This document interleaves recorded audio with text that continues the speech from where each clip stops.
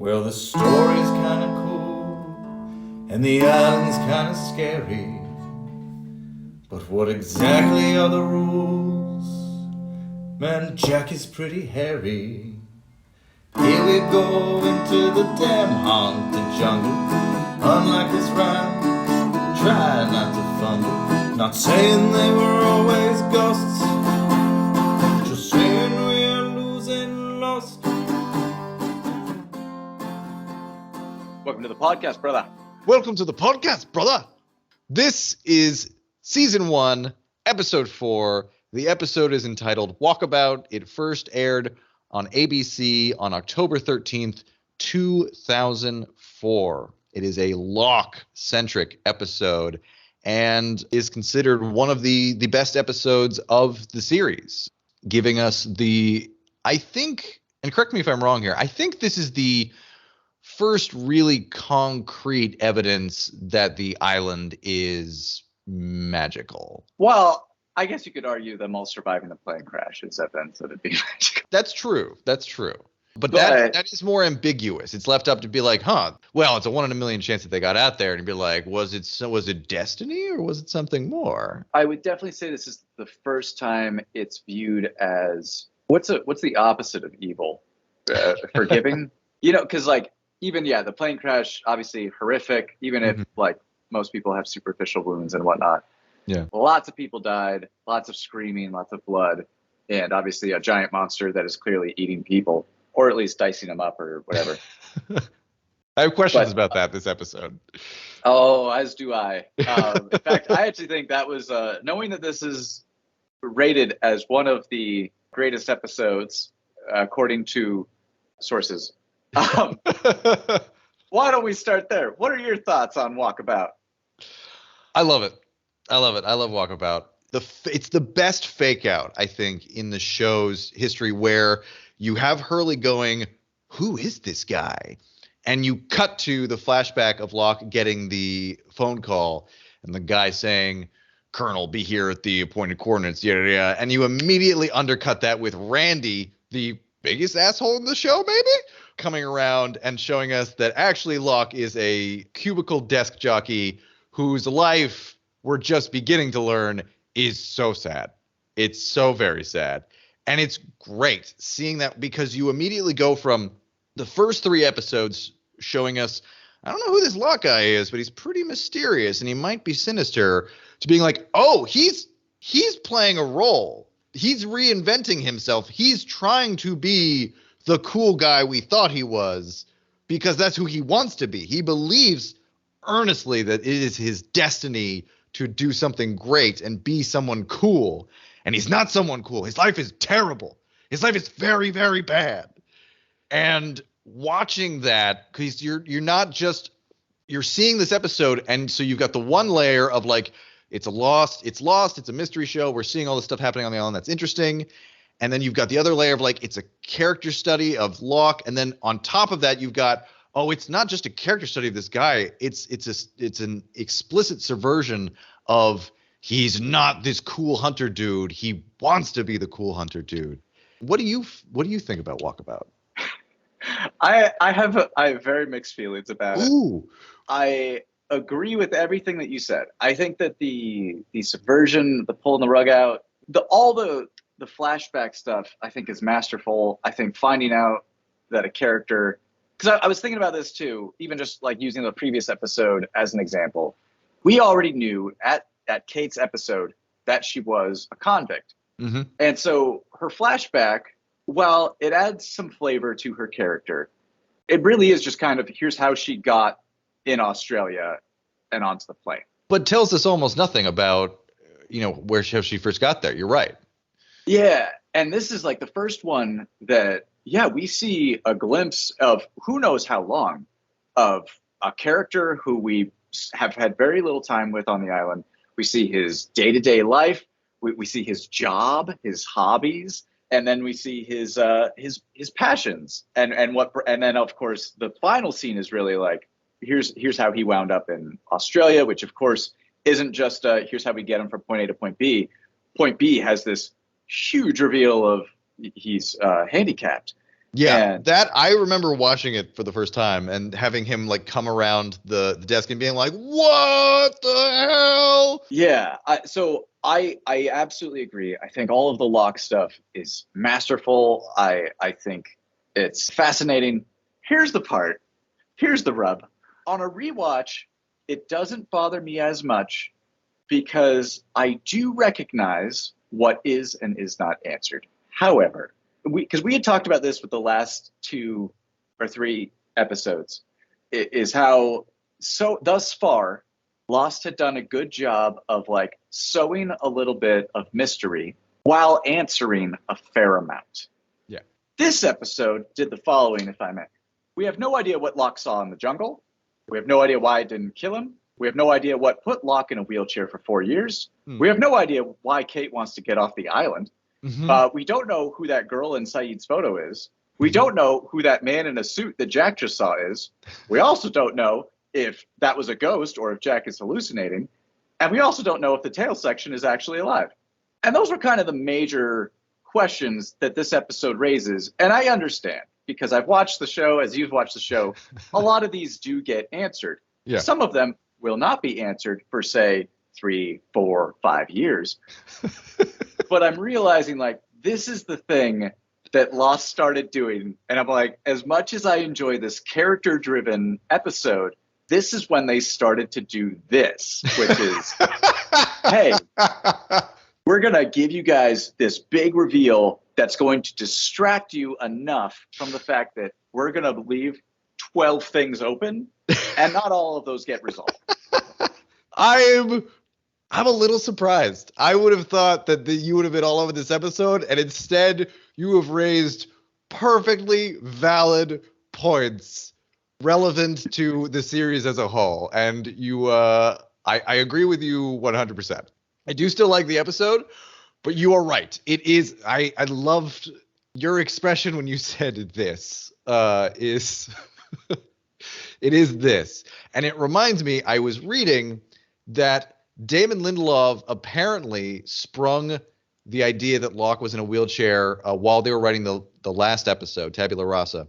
And the other writers in the room were like, no? What? Why? How? And Damon Lindelof, basically his idea was like, yeah, because it'll be like, what could happen? It means anything could happen. And the rest were like, but that doesn't make any sense, Damon. And yeah, it is this. This is you're right, because the Lost for the first 2 parts of the pilot was a mystery show set on an island. Lost during Tabula Rasa was a continuation of that, and then this is where we go. There's some hooky spooky heebie-jeebie mumbo jumbo magic going on here, and it's I say magic because I remember for a good many years there was a lot of fan debate over, okay, well, the island's not necessarily magic. There's a lot of weird electromagnetic stuff going on. So maybe Locke being on the island, because of those electromagnetic properties, it stimulated his nerves to such a degree that it enabled him to walk again. It's not magic. It's, science? I don't know. But now, having watched this in retrospective, the island is magic. There are electromagnetic properties to it, but it's magic. It's a magic thing. You make a very good point. And I think perhaps I'm still tainted by nostalgia, but I just remember that scene of Locke coming around in his wheelchair and being completely floored, and then immediately rewatching the episode to catch all of the hints, which there are many, that it was going this way, and just being like, well, bravo, Lost. Bravo. Well, and this is why I feel like we talked about this in our pre-watch, but like I know, at least going into this, I was of the mind that I'm like, I wish they stuck with character-driven stuff and less mythology. And I believe you were the opposite, or at least like I know it seemed like you liked the mythology of it. I do. Well, you finish your thought, and then I'll talk to that. All right, yeah, because like this is the thing, like the Locke stuff is so good, and not just the flashbacks, but I feel like the stuff that's happening in the flashback helps add stakes and to what's with him hunting aboard. It's like, oh, you've never done this. Yeah. So, like, you're not that guy. You want to be that yeah. guy. You're not that guy. So, like, yeah, him, like, I as a character driven episode, awesome.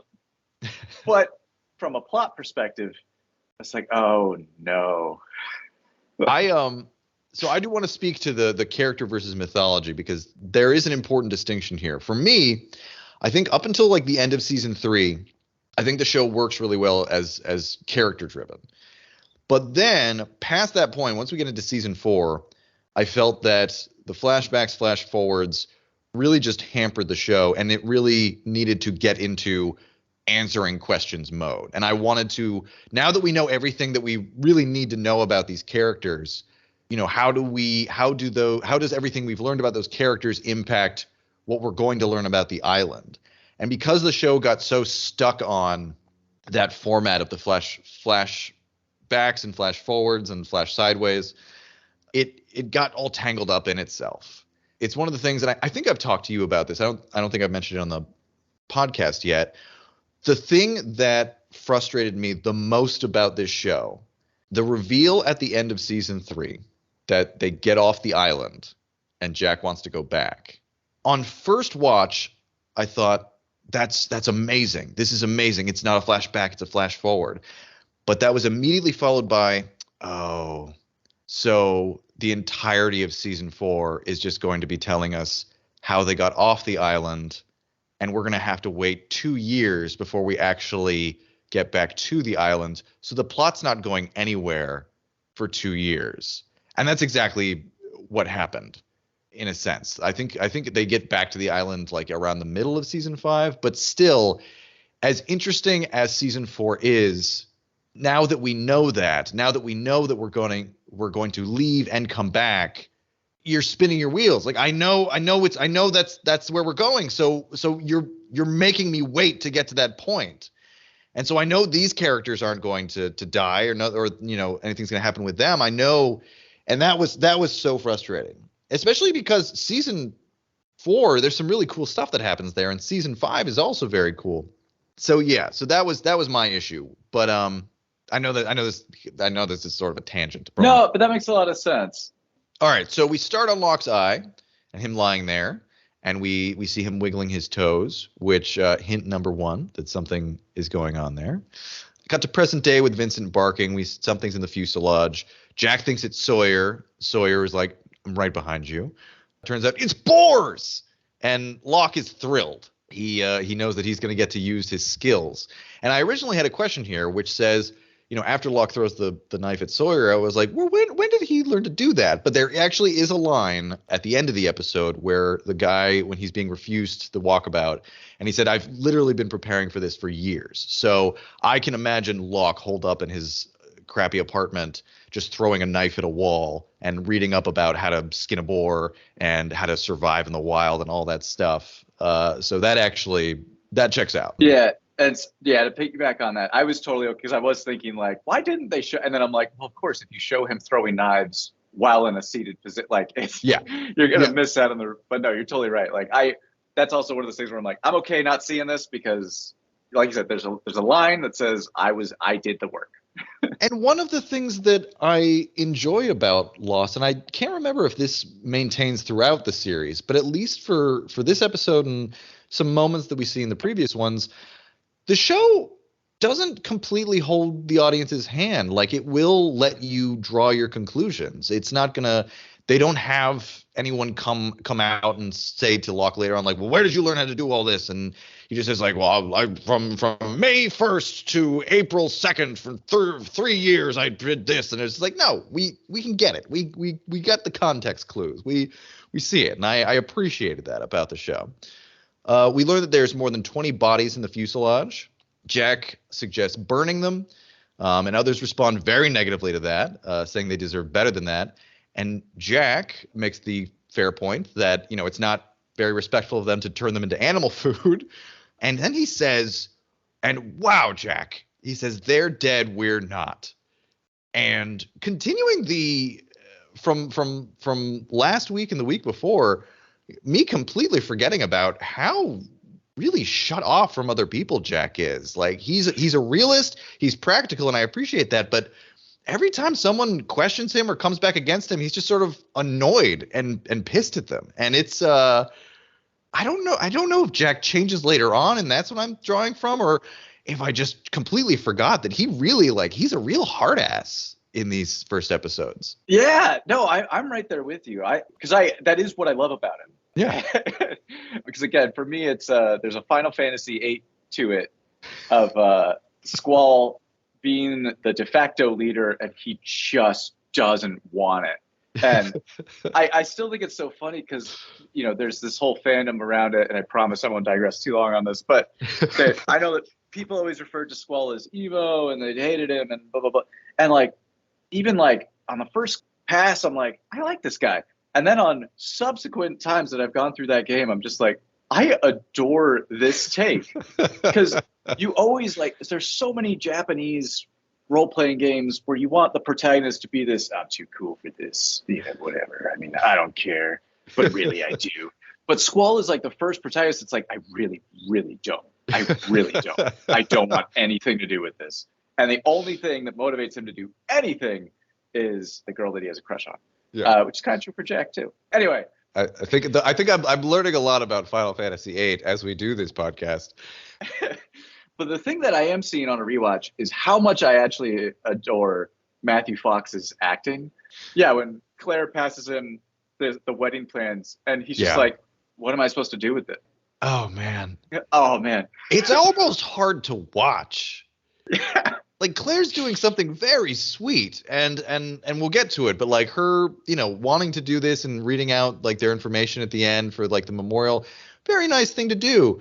And her, Jack, you get the sense that he knows exactly what she wants him to say, and he's not gonna give it to her. He's giving her the opportunity to just be like, oh, never mind, it's whatever. But he's just like, I have no connection to these people. I don't want to do this. I'm just a doctor. Don't make me the leader. It's rough. And I agree with you. I give more credit to Matthew Fox now, I think, than I had in the past. That you can tell he's dealing with some inner turmoil throughout all of this, and that obviously becomes manifest at the end when he sees his father, who's definitely not played by the actor who ends up playing his father. No, yeah, I was gonna say that's not your dad. You can see that he's very uncomfortable. He's very uncomfortable, and he doesn't like it. So getting back to the burning, we get another example of once again Saeed showing an empathy and understanding that more than qualifies him to be the leader. He's being thoughtful. He's thinking about other people's religions, how they would want to be buried. And Jack is shutting everybody down and saying they're boar food at this point and they're endangering everybody else. So that's nice that you think about their feelings. They're dead. We're alive. This is what we should do. He says, we don't have time to sort out everybody's God. I think that is a good line. I also, Jack was so hot and cold with Kate in this episode that I'm like, yeah, I don't know how to read the conversation. I was going to ask you, following up from what we were talking about last time, what you thought. And well, and so the reason I bring that up now was I do distinctly remember in the tent in terms of lines. And again, just surprising to me how much I'm enjoying Matthew Fox just as an actor. Kate says something to the effect of, well, we can't just burn them. They're people. And Jack, in the most sarcastic way possible, is like, yeah, I know they're people, Kate. It's just I wish I could. I can't emulate it, but it just I'm like, dude,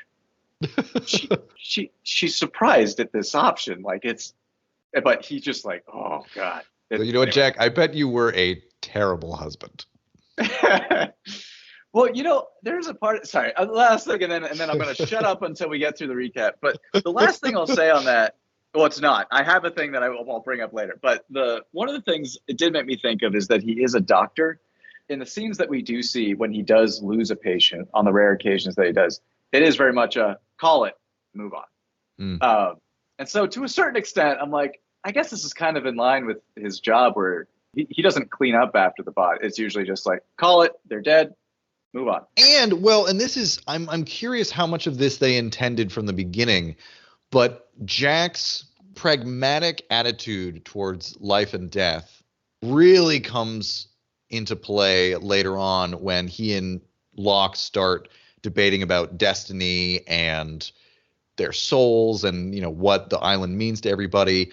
And credit where credit is due, Jack's arc from first episode to last it is a complete turnaround from he becomes a man of faith.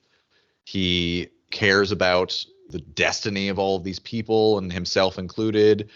It is a fascinating journey, and I'm glad that we're getting to watch it again, having seen it so many times before. And now watching how that shifts and changes over time, like how Jack is going to soften or sort of just capitulate. Because as I recall, like the way that it goes towards the end is he basically just gives up and said, all right, fine, island. I don't know what any of this means, but clearly it means something. So what do you want from me?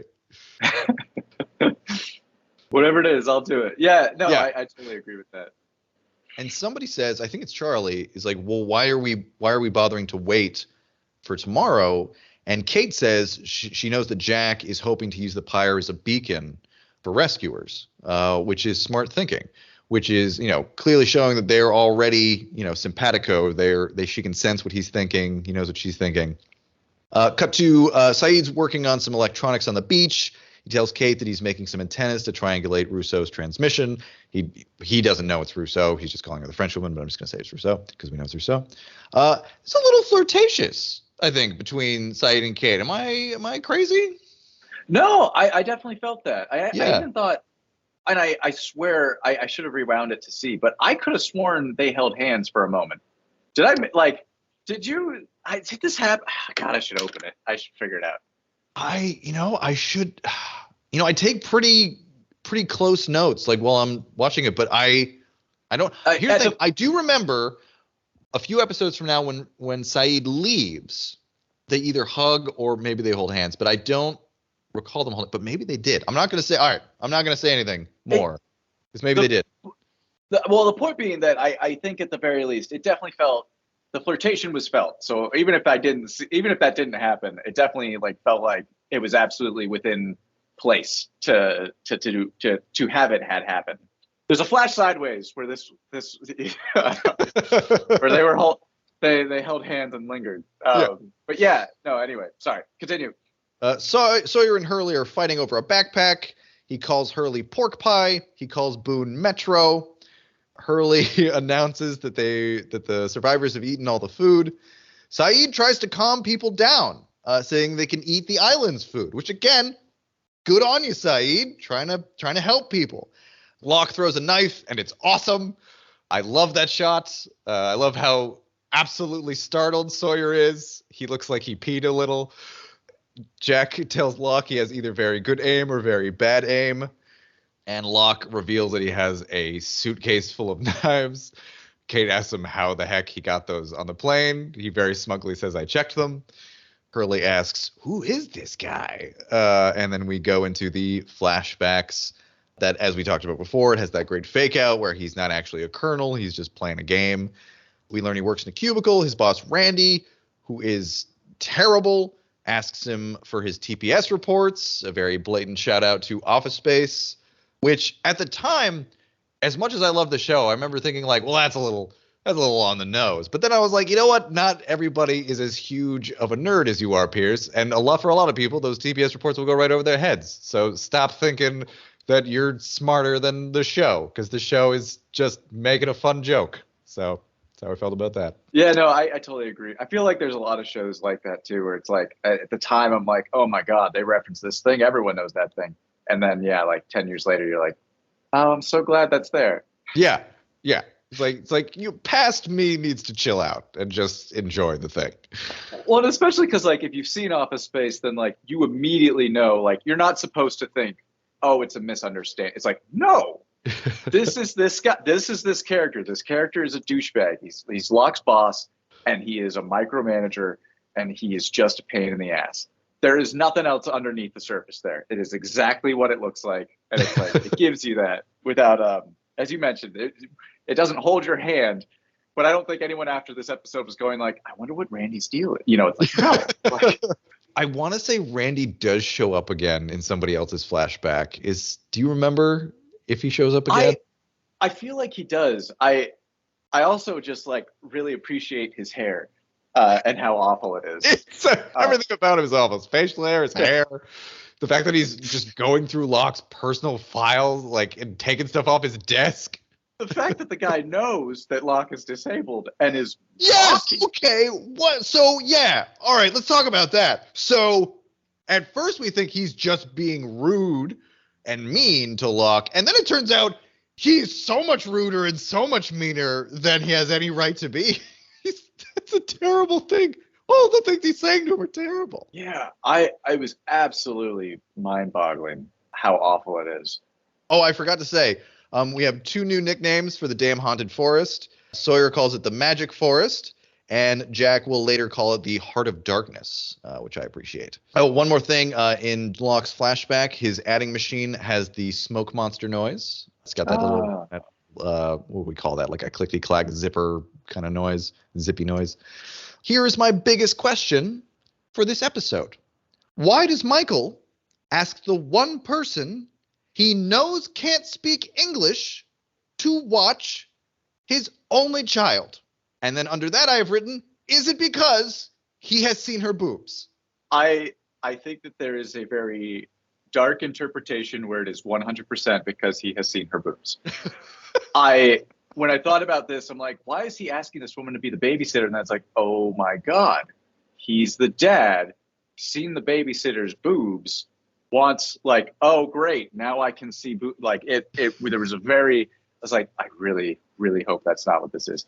That said, I do think that if we try and look at this as though Michael is trying to be a good guy, that this is his way of trying to communicate to someone who in the previous episode saw them naked and is like, hey, I just want you to know that wasn't my intent. Can you watch my kid? This is important. This is valuable. This is precious to me.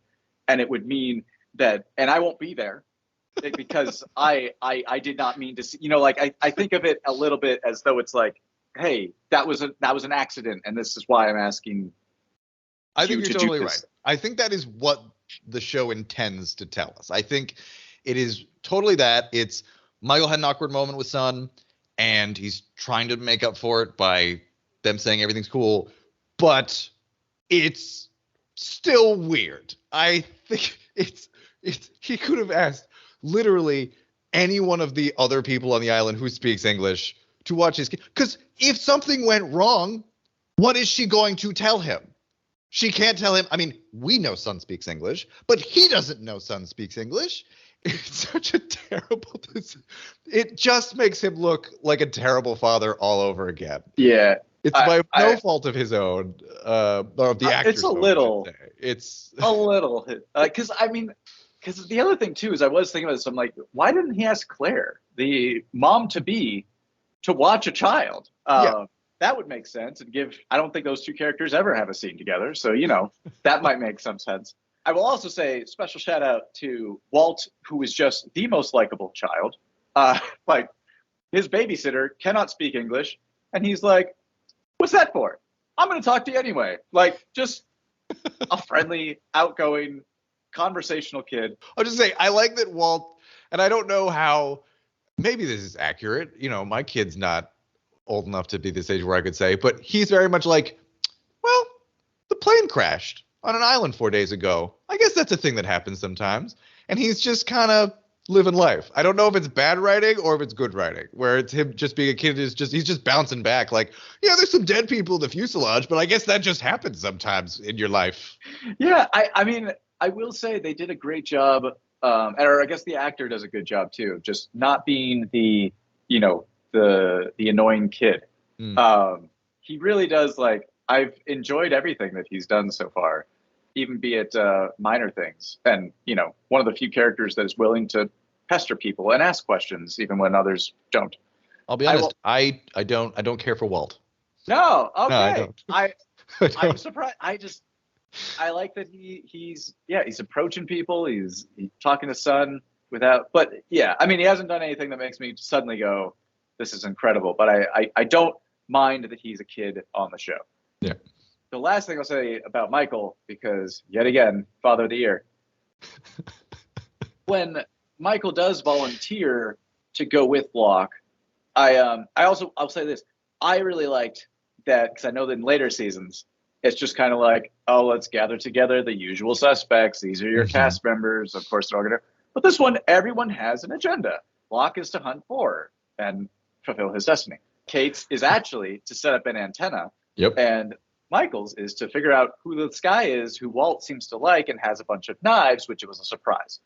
So, like, they justified everyone going together instead of it just being like, here's Jack, Kate, and Sawyer going off and doing a thing. Yeah. It's like they all had ulterior motives, which I really liked. But in that same vein, even though I do think that was a good idea as far as parenting goes, I don't remember the exact context, but I remember Walt's like, why can't I go talk to Mr. Locke or something? And Michael says something to the effect of, he's like, well, he probably doesn't want a kid just hanging around him. And it's like, is this what Locke wants or what you want? Like, it's oh my God. It's just like, it's like every line is written in like a way of like, what would be the worst thing a dad could say to his kid right now? Yeah. It's tough to watch. I'm hoping that we get to a point with Michael where we can salvage something, because as we spoke about in our very first episode, that it's hard to watch Harold Perrineau, the actor, who I like a lot, play a character who's really not given a lot of opportunities to be likable. Okay, so we get to Claire asks Jack to lead the memorial service. He says, it's not my thing. Boone sees Rose. Doesn't go to talk to Rose, but he sees her. And he tells Shannon, that lady's been out there by herself. And Shannon could give a fuck. Is Shannon going to catch a fish? That's a thing. That's a little side quest in this episode of Boone teases Shannon about like, you couldn't even get a fish for yourself. And Shannon's like, yes, I can. I would just like to reiterate how much I'm enjoying having Shannon and Boone in the show when I never thought I would say that. They were the most annoying characters in the first season, and I'm really enjoying the extremely low stakes pettiness that goes on between them during this incredibly trying time that they're going through. Yeah, I remember listening to a commentary track on the failed animated sitcom Mission Hill, where they specifically mentioned that the reason for that cartoon's inception was because the people who wrote it, created it, previously worked on The Simpsons and realized that there was no one on The Simpsons between the ages of 14 to 29. And they're like, that should be a target demographic for a show. And they do caveat, they say, like, obviously there's a guy, like there's Jimbo and there's Otto, but that's about it. Everyone else is either below 14 or over 30, or usually well over 30. But yeah, like, so Mission Hill was created with like, it's like, let's tackle that sweet spot. I never knew that. Yeah, no, I mean, I'm still a fan of that failed show. But well, could we call it like, I don't want to get too far afield here, but do we call it a failure? It didn't get picked up for a third or fourth season, but it's it's still it didn't finish the first. Okay, all right, you know what? All right, that is a failure, but a good show, a failed show, but a good show. But yeah, when I saw the whole Boone, Shannon, Charlie, Hurley, I was like, oh yeah, this is like our younger demographic, like, even though I don't actually know the ages of the actors involved, but it did feel like, yeah, the low stakes, because ultimately, even like this whole Charlie Shannon thing, it feels very much like when you like a girl and you're like pretending to like things that they like. Of course, because Charlie's high, I feel like he takes it a little too far, where he's like, fish all the time. Yeah, that's what you're into. I'm into that. I love that he tries. She doesn't even let him finish talking about being in a band. Like, he's tried so hard for someone to recognize him and think he's important, and it hasn't happened in 4 episodes. The one person who recognized him was Kate, and Jack could give less of a shit. It's and to your point too about it's not just the usual suspects going out together. So we have the Kate, Michael, Locke going off together, but then we get the first banding together of Charlie and Hurley, and it's you can clearly see the writers basically just like with Saeed and Kate too, we're just like putting different characters together and be like, does this work? How does this like? How about these two characters? Like, how about these characters? And I love seeing that. It's cool to see them working that out and figuring out what actors have good chemistry together, and you know how they want to write these characters. Shannon interrupts Charlie's heroin use about the fish. Boone tells Shannon about Rose, and he tells Jack about Rose, but doesn't talk to her himself. Michael says he wasn't part of Walt's life till his mom died 2 weeks ago. We go to a flashback. Randy says Locke never served in the armed forces. We learn Locke was going on a walkabout. Oh, we have Locke talk about Norman, is it Croucher? Norman Croucher, double amputee who climbed Everest. Well, according to Wikipedia, which is, dubious, he was a British mountain climber and a double amputee. He was born in 1941. It says John Locke incorrectly identifies Croucher as having climbed Mount Everest, a feat later accomplished by New Zealand mountaineer and double amputee Mark Inglis. So that's interesting. I wonder if they got it wrong on purpose to show that John Locke doesn't know what he's talking about, or if the writers didn't know what they were talking about. Yeah, because I guess it does still work, but then both ways. Yeah. I think the fact that, you know what? No, I'm going to say they probably got it wrong. Because the fact that Norman Croucher is real, although at the same time, you know what I bet could have happened is you probably have a producer in a room where it's like, you have Locke writing, saying this dialogue of like, Norman Croucher, he climbed this as a double amputee, and it was like Mount Never Midoriya or whatever, and some producers like, no one's gonna know what that mountain is. Can't you just say he climbed Everest? And they're like, but he didn't. And and the producer's like, well, what is this Mount Never Midoriya? I mean, that could have been like 5 feet tall for all anyone knows. Just say Everest. People know what Everest is. All right, that's my new headcanon. That's exactly what happened in the writers' room. That sounds legit. We get our first use of "Don't Tell Me What I Can't Do." We have Locke talking about destiny. So Locke, when he falls after being attacked by the boar, and he's got this stunned expression on his face, and clearly he's experiencing self-doubt. Maybe he can't do this. But the expression that he had reminded me of this fan theory that I forget when it started circulating, but it was that every time a character has a flashback, they're actually going to the past. And I think this came out like around like the 3rd season, or whenever we find out that Desmond is time traveling. People were saying, yeah, every time somebody has a flashback, it's not actually a flashback. They're actually going back and re-experiencing it, which I think that's nonsense. But the expression on Locke's face really does. I could see that somebody using that as evidence to be like, he's clearly disoriented. He was back in the office and now he's back here. And so I wanted to bring that up.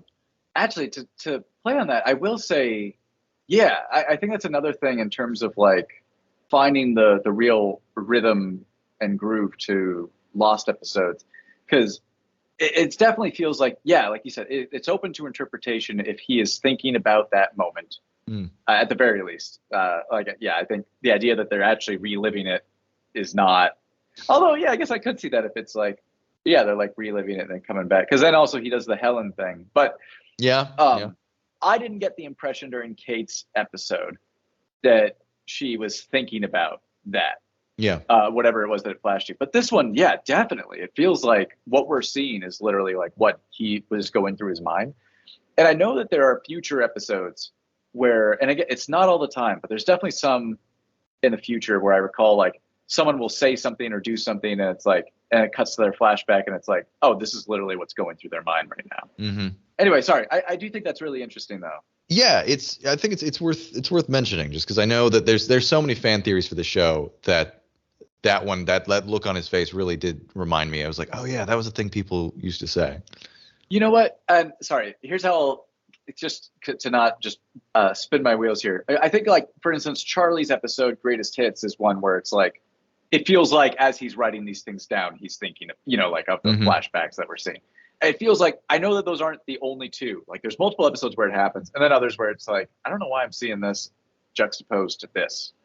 But I also think I read. You don't think Jack somewhere. was thinking about flying a kite while he was locked in a cage on the island? Actually, maybe. I mean, we'll get to that episode. Not looking forward to it. I feel like we're just gonna.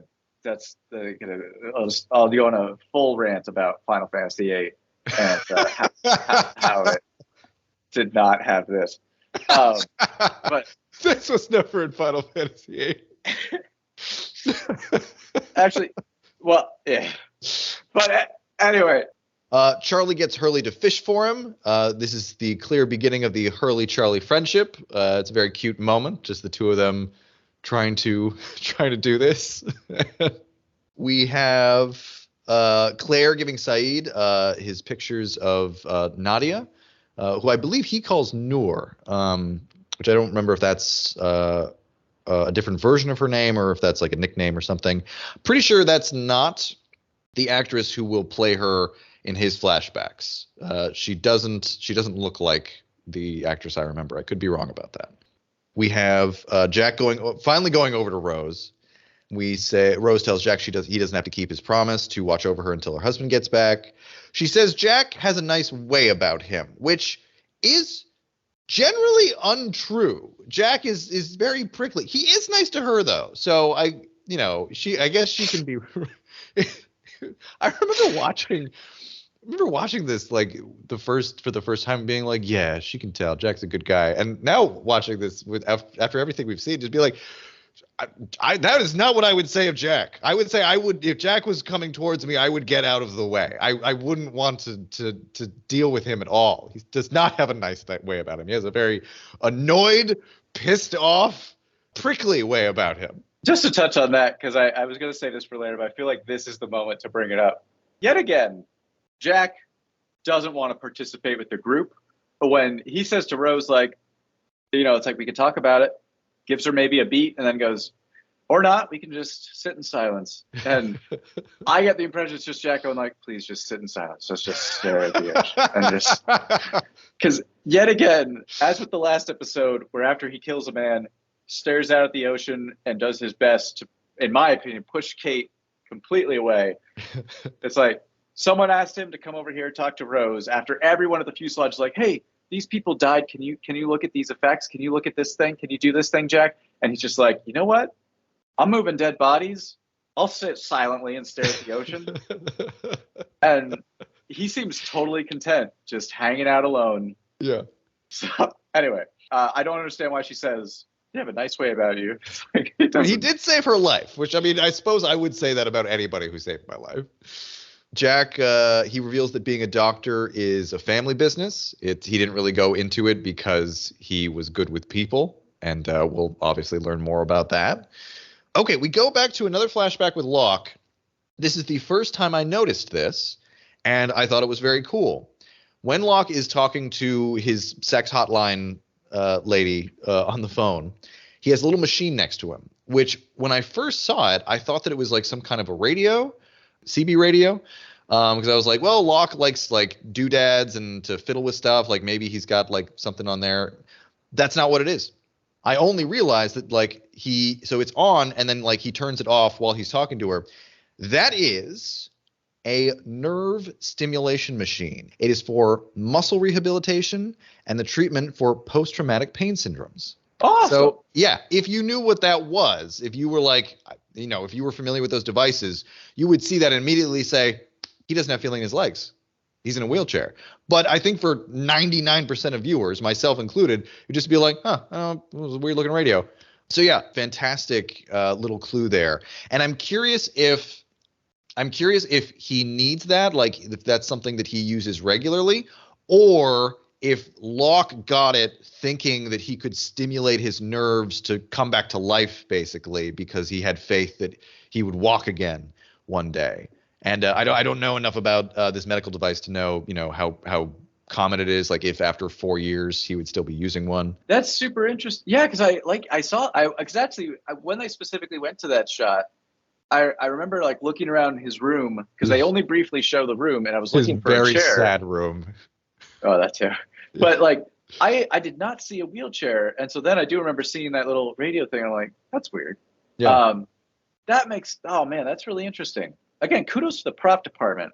Really, Yes, absolutely. I have to give a shout out to Lostpedia for identifying the machine itself, because I was searching. I just put in like, what is the machine next to Lock, Lost, Walkabout, and I got a lot of weird things that had nothing to do with Lost or Walkabouts. But then like Lostpedia has like just right there, bold as life. It's like, this is what that machine is. I'm like, ha ha ha.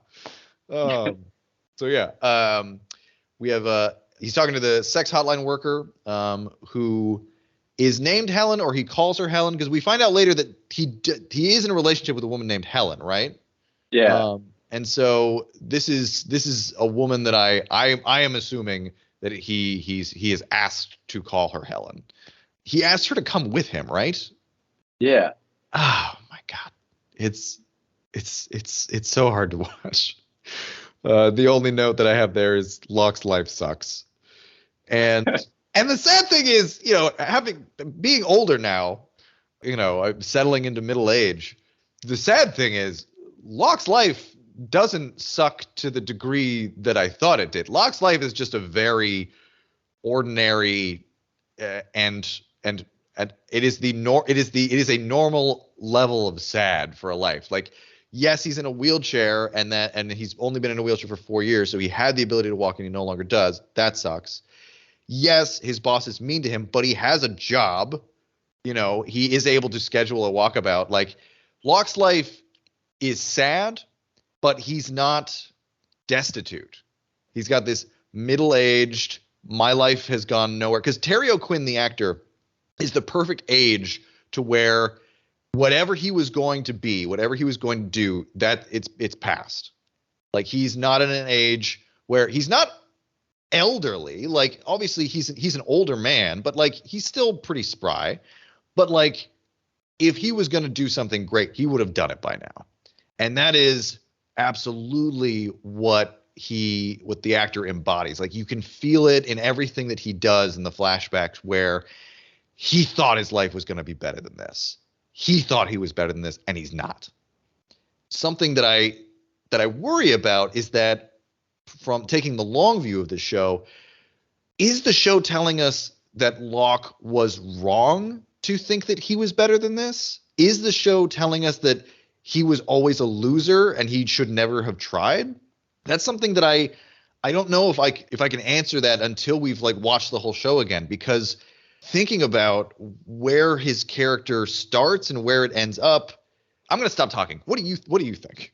Well, so I do think this is one of those questions that, yeah, I feel like with that's something that I'm interested to see come up, especially as he seemingly grows to importance and then also fizzles out.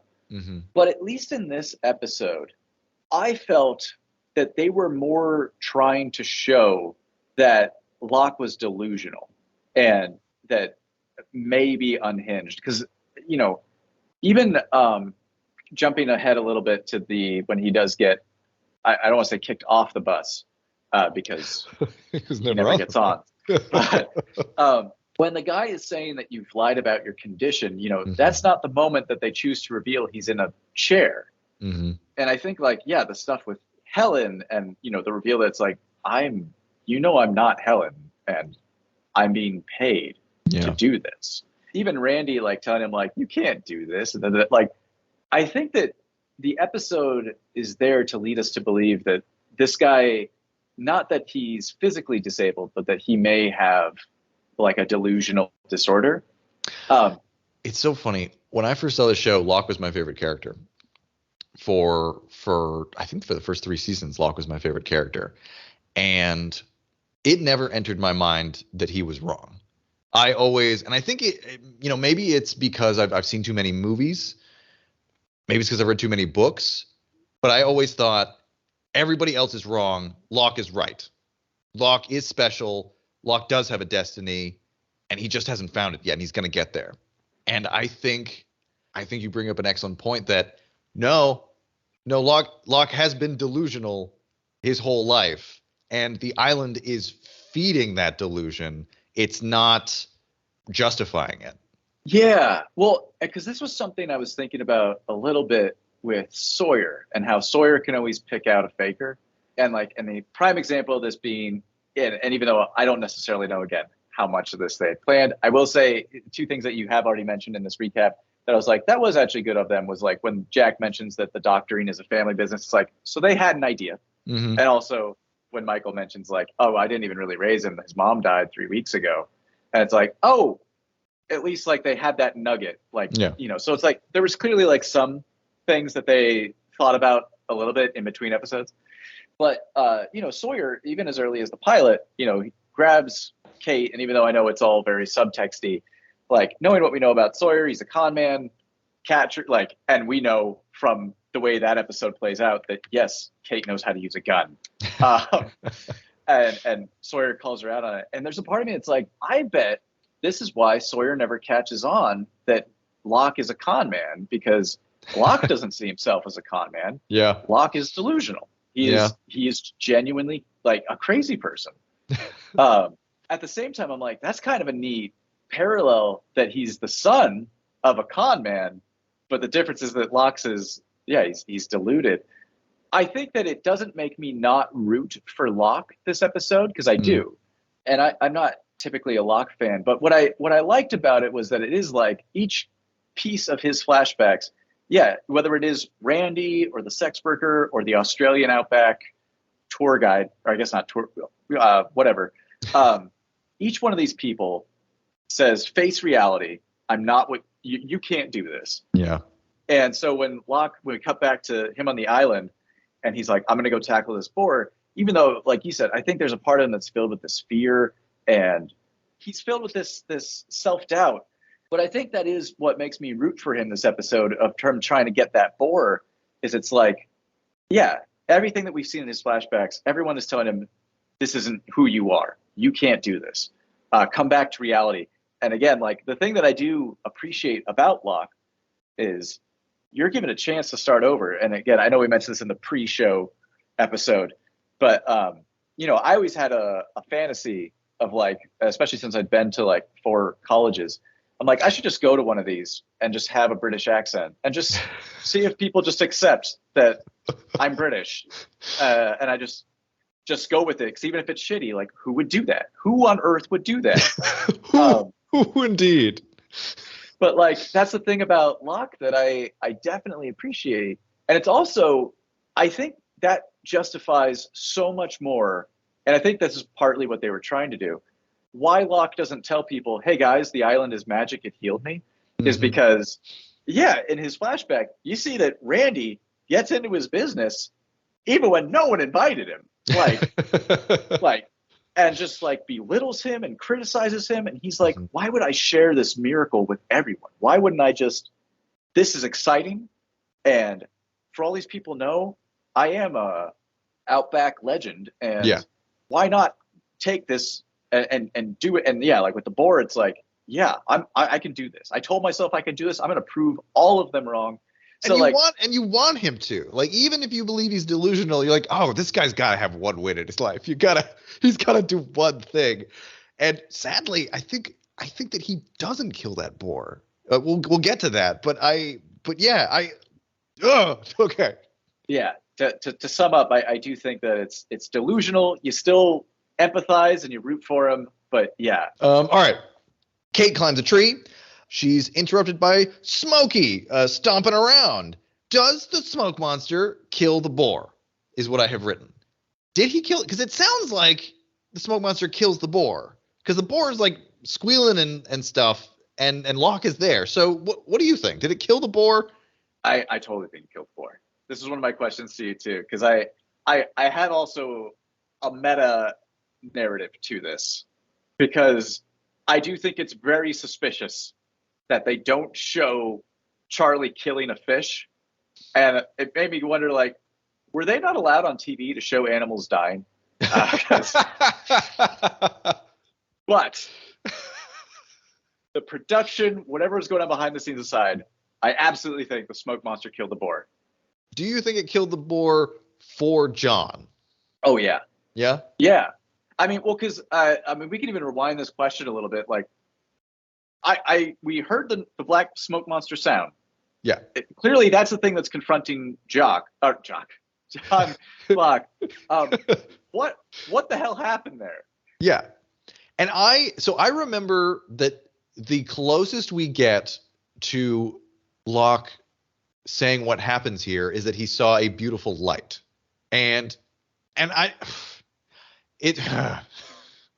So all we know in the episode is whatever the monster is, had a run-in with the boar, then comes through the trees and looks at Locke, and Locke has an expression of, I don't know, I wouldn't necessarily call it awe. I would call it fear, confusion, not like terror, but, doesn't really seem to know what he's looking at. So yeah, I'm curious if the intention was the monster killed the boar just because it was there, and then it saw Locke and chose not to kill him, or if they already had an idea of like the smoke monster is taking the measure of the different survivors and finding out if it can use them or not. Taken by itself, I think it's a very cool moment in the episode because you're just left going, oh, what the hell? What is this? Clearly, so you think Locke he's gotten killed because Kate very clearly comes up to Jack afterwards, just like, smoke monster, the monster got him. He's gone. He's definitely gone. And then Locke shows up covered in blood, which leads me to wonder, did Locke like do some stabby with the boar to make it look like he killed it? Or is it just the boar is so big that he like fell over a bunch of times trying to drag it through the jungle and he just got blood all over him? Because it has to be one of those two things. Like it doesn't, if the smoke monster killed the boar, there's no other explanation for why he's head to toe covered in blood. Anyway, so yeah, this scene becomes more confusing to me in the context of the series as a whole. Taken just in the episode, it's very cool. But thinking about it, like, in terms of what we know about Smokey later on, it's just like, well, wait, why is this? What is this? What is this moment? Well, yeah. Well, and again, I do think it plays to that delusional thing a little bit, because they don't show it, it's like, yeah, you can root for him, but at the same time, it's like we know he's pretending. We know that he's a faker. We're watching his flashback. Yeah. And the boar is cut up as much as I think the pilot was in the pilot episode. So it's like, it could very well be that this is all just a big old elaborate ruse. And I'm okay with that as far as like a narrative goes. But yeah, it's never made clear. I do think that's really interesting that they don't show it. Rose tells Jack that the people in the tail section of the plane probably think they died too, which we find out later is true. The tail people did survive on another part of the island. Speaking of Jack, moments that we didn't talk about, the scene where Kate comes back from the boar hunt, she's got like a cut on her face, and Jack just touches her face. And she's cool with it. Like she almost seems like she's like, oh, stop it, it's fine, it's whatever, I don't care. I was like, do you know anybody in your life that you could just walk up to and just touch their face like that you haven't been like very intimate with? Like that's. But that's the thing. I feel like they did this with 100% intention. He grabs her very intimately. Yeah. And then turns it to the side to be like, oh no, I'm investigating this I'm a doctor. wound. This is what I do. Yeah. And it's like, God, man. And again, I just so hot and cold with the Kate thing. So I'm like, oh, I'm going to see this thread through. And it's like, I don't know where she is. Yeah, this is going way too far afield. But like when we find out in the flash forwards that like they end up together and they like live together and I'm just like, bullshit. I don't think that this relationship lasts more than, well, it doesn't last. Anyway, Jack sees his dad and chases him into the haunted damn jungle and finds Locke looking very proud of himself, dragging that boar. Claire reads the info of the fallen passengers, which I found very touching. I thought it was a nice moment that Claire would search through all of their luggage just to find something, even if it's just a passport or their driver's license, and just say what they knew about them and say goodbye to them. I don't know, for some reason that really got to me. No, I really like that scene too. Yeah. Again, not a lot of love lost with Claire, but the character or the actress. But like, I was like, this is a really good moment for her. And Yeah, I yeah, was thinking the same thing, where Claire being this kind, I mean, I don't want to get into like maternal stereotypes, but almost like a nurturing presence, being somebody that cares about other people. I wonder if that changes over time, or if because it's sort of like the Michael thing, where all you remember from Michael is him just screaming Walt, and from Claire all I remember is just her screaming my baby. So yeah, but I like this. I think it's a nice moment, intercut with Charlie doing heroin and Jack being by himself. Locke tells Jack, I think, that he didn't see the monster. So he's lying about that. We learn in his flashback, the final flashback, that he's been paralyzed for 4 years. Another important number there. He says he's been preparing for this for years. We already talked about that. And the ending scene of the bus leaving Locke, and that look on his face is very sad. Like, you really feel for this guy, this delusional, sad guy.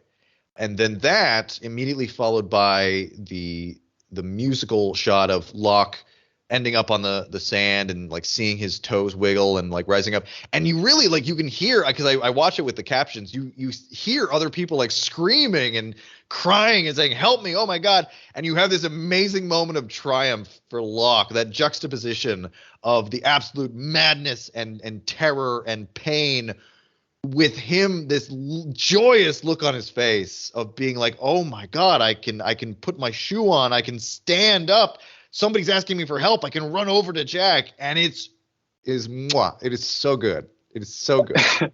Well, what's neat about that too, because I wrote this down, but like the button at the end of the first scene of this episode is, of course, as you mentioned too, like when the boars run out, everyone is terrified. Everyone's got a look of terror and fear. And Locke is the only one who turns to the camera with a little grin, and he's like, and it's like, who is this guy? Yeah. But yeah, like, whereas everyone else is down, he's up. And yeah, same thing at the end there, where it's like, yeah. And like, and again, as you mentioned too, I think the last episode and the one before that, but yeah, the guy doing the score, whose name always eludes me. Michael Giacchino. Okay. For some reason, I always think it's the other guy who does everything. Hans Zimmer. No. Is it Hans Zimmer? Who's the guy that does everything? There are always basically 5 main composers in Hollywood working at any one time. Like, obviously there are more, but it's always like the big Hollywood movies, it's one of 5 guys. It's either, right now it's Hans Zimmer, Alan Silvestri, Michael Giacchino, because he does movies now. It used to be James Horner. He passed away. Actually, Alan Silvestri might be dead too. Not thinking about it. And John Williams.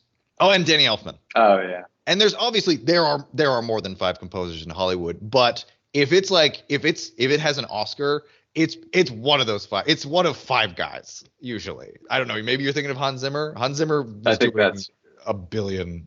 Oh wait, who's the guy who did Lord of the Rings? He's Shore? Howard Shore. Howard Shore.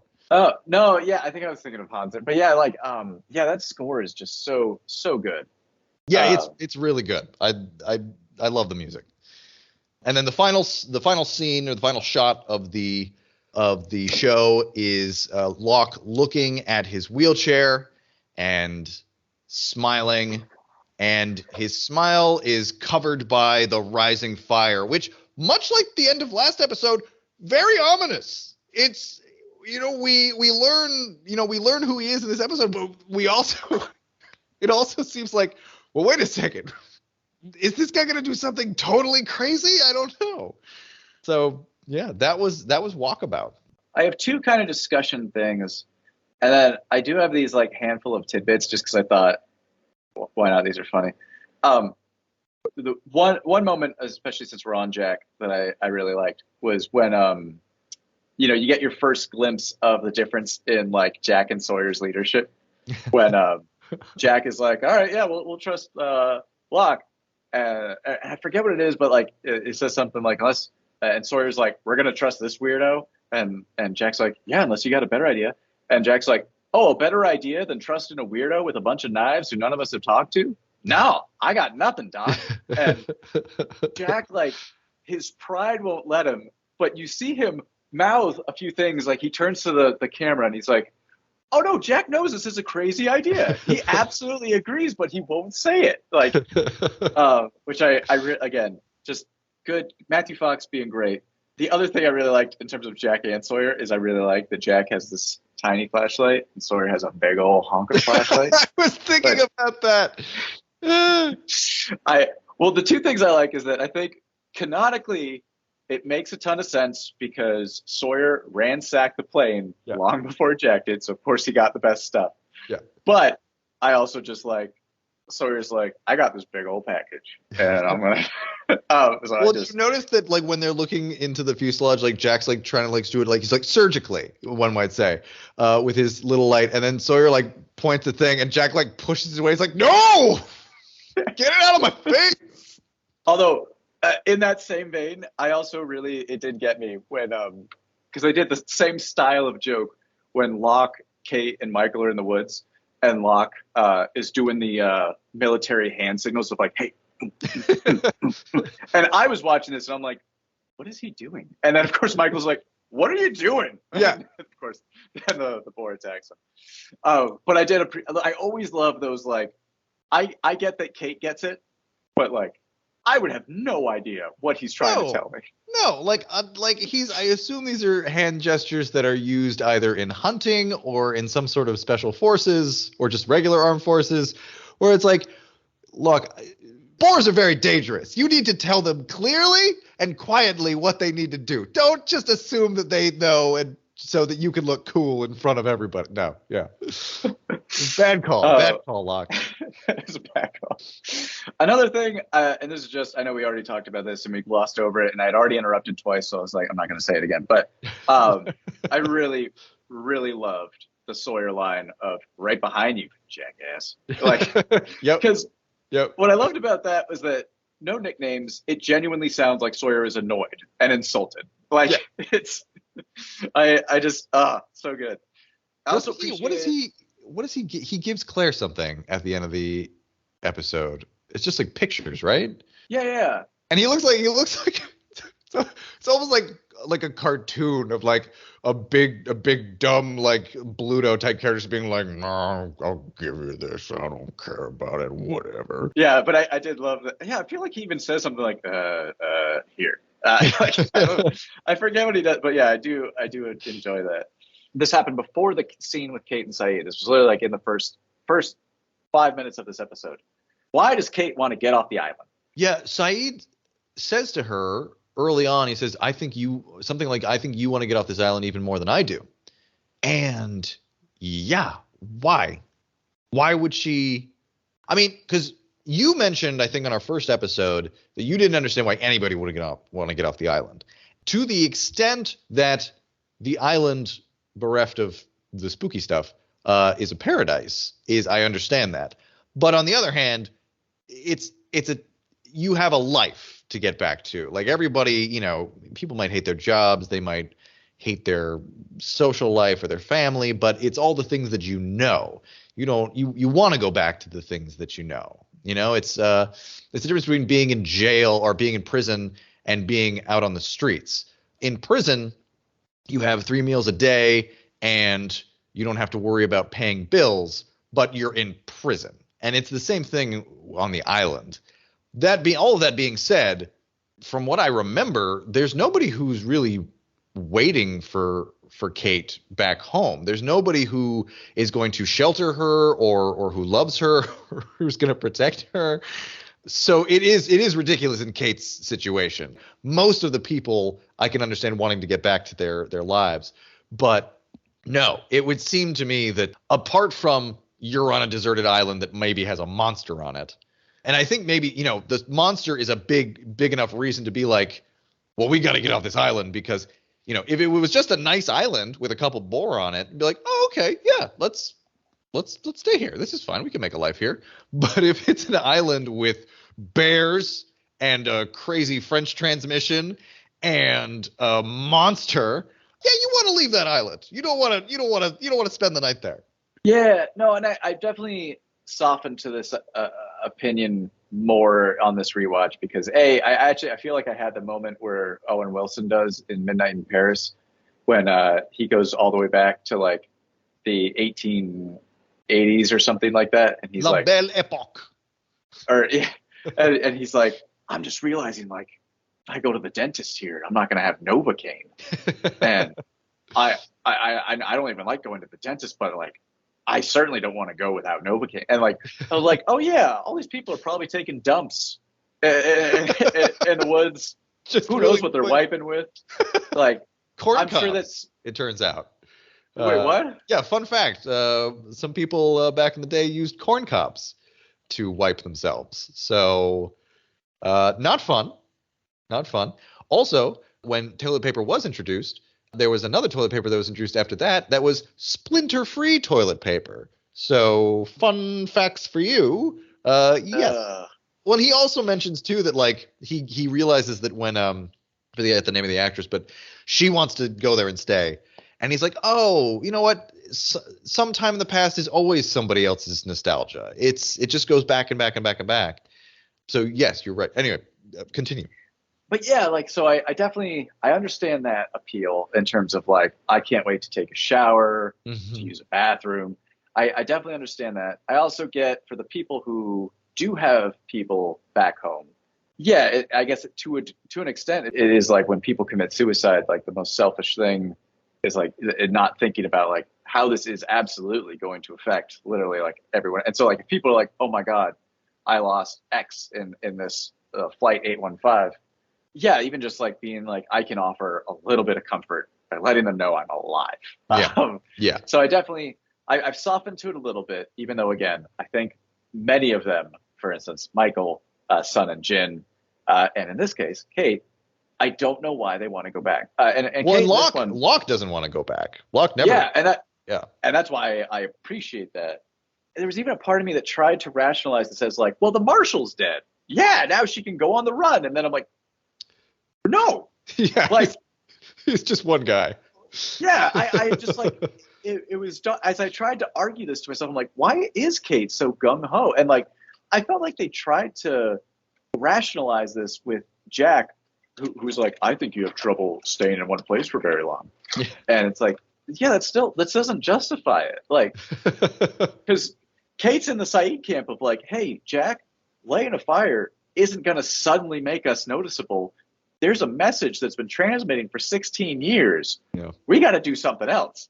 So like, I'm very much like, what is her? It doesn't make sense to me. And especially now that we've had her flashback of like, she's clearly been on the run for a long time. I thought that was weird. I don't get it. I think it is as basic as the moment you mentioned where Jack says, I think you have a problem staying in one place. I think Kate feels trapped. Kate's instinct is to run. And with Kate, it's more just pathological with her. It's just Kate has to run. Kate can't feel trapped or confined. You know, I wish I could say that this show really works on that theme in a satisfactory way, but it really just does boil down to Kate runs. That's what Kate does. You know what that made me think of, especially with this episode, is I was going to save this until we get to the episode What Kate Does or what Kate Did. I forget what it is called. But because they do make the Office Space reference in this episode, I'm like, Kate is Milton. She's, I'm going to blow up. This is all Kate is she spent, here's what I know from what this show has told me, season 1 to season 6. She spent her childhood going like, I'm going to blow my stepbrother. I can blow my stepfather. And then she does it. And that's it. That's that character. Like that, she's Milton. Like I think this is like one of my biggest issues with it. It's like, she shouldn't be a main character then. She should just be like side character. But anyway. I don't really remember very much all of Kate's backstory. I remember Nathan Fillion is in one of them, in one of her episodes, and I also remember that she's probably bad at running away, because I feel like if somebody blew up their stepfather and then just like disappeared from the continent, I mean that's it, right? Like you're not gonna find that person, especially because like her stepfather isn't like anybody important, right? He's not like a governor or a mayor or Nope. or a particularly well liked individual. And so then she keeps like coming back to like see her mom or see her old boyfriend or something, and just keeps getting more people hurt or compromised. Yeah. I mean, this is why like we needed an episode that explains like, was she just looking for an excuse Yeah. to do this, and emancipation filing it was too hard? Like I am, it does. Yeah. Again, my biggest disappointment of this show is how much time we spend on Kate, and there's nothing there. But yeah, I just like, yeah, they start this episode with her trying to be like, how can I help us get off this island? It's like, why? I would like it to be Jack is always eventually he graduates to, trying to help the group more, but it would have been interesting if Kate's character arc was just being diametrically opposed to anything the island is trying to give her, of her just being like, I hate this island. I will literally burn it down if I have to. Let's just blow it up. Let's get out of here. Let's destroy everything here. You never really get that from any of the characters. Like everybody wants to be in the island. Everybody wants to get back to the island. I mean, except for Desmond, who's just sort of like, screw this island. I've been trapped here for so long. I hate it here. I don't know why anybody would want to be here. Just get me on the boat. I want to get away. I'm hoping that, because I'm seeing more in Jack than I saw before. Especially with this episode, I'm seeing more in Locke than I saw before. Maybe I'll see more in Kate than I saw before. I have a suspicion that I will not, but I do hope, because I think Evangeline Lilly is good. I think everybody generally is very good, but they can only do, and I remember reading interviews and watching interviews with the cast, where very few of them would ever flat out say, like, I hated being on this show. I hate the writing, except for Naveen Andrews, who plays Saeed, who I don't know if he ever said anything explicitly, but he always gave the impression is like, this show is so dumb, and I'm just here for a paycheck. But they couldn't, because there was just mysteries on top of mysteries on top of mysteries. They never really got a full sense of what was going on or where their character was going. So they just had to roll with it. And I feel bad about that, because there's some shows that I've watched where Deep Space Nine is a good example, where there's a character in there who you find out a few seasons in, he's not just a smart guy. It turns out he is genetically enhanced to be super smart. It's a decision that me as a viewer is like, oh, I don't really like that. I liked it when he was just a smart guy. And then you read all these interviews with the actor who is like, I really didn't want to do this. They were basically just setting me up to be like another Mr. Spock. I felt like this killed my character and I couldn't do anything about it. And I feel bad. And, it happens that way with a lot of shows.